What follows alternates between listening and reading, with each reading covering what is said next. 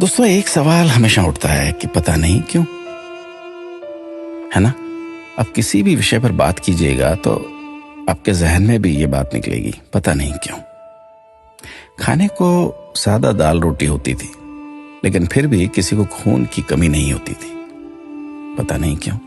School में अध्यापक खूब कान खींचते थे, डंडों से पिटाई होती थी, लेकिन कोई बच्चा स्कूल में डिप्रेशन के कारण आत्महत्या नहीं करता था, पता नहीं क्यों।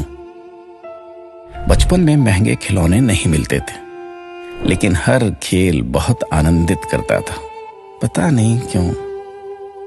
घर कच्चे होते थे, कमरे कम होते थे, लेकिन माता पिता कभी वृद्धाश्रम नहीं जाते थे, पता नहीं क्यों।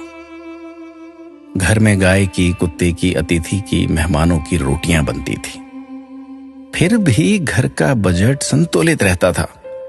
आज सिर्फ अपने परिवार की रोटी महंगी हो गई, पता नहीं क्यों। महिलाओं के लिए कोई जिम या कसरत के लिए विशेष साधन नहीं थे, फिर भी महिलाएं पूर्ण रूप से, संपूर्ण रूप से स्वस्थ रहती थी, पता नहीं क्यों।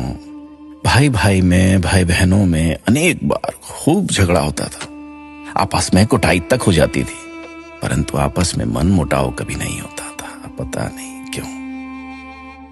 परिवार बहुत बड़े होते थे, पड़ोसियों के बच्चे भी दिन भर खेलते थे, फिर भी घरों में ही शादियां होती थी, पता नहीं क्यों। माता पिता थोड़ी सी बात पर थप्पड़ मार देते थे, लेकिन उनका मान सम्मान कभी कम नहीं होता था, पता नहीं। ऐसे अनेक क्यों के सवाल दिल में उठ रहे हैं। आप सभी तक इस क्यों को पहुंचाने की कोशिश कीजिए। शायद फिर से पहले जैसा सौहार्दपूर्ण वातावरण, आपसी प्रेम, एकता का माहौल बने। एक एक 11 होते हैं। अपना ख्याल रखिएगा।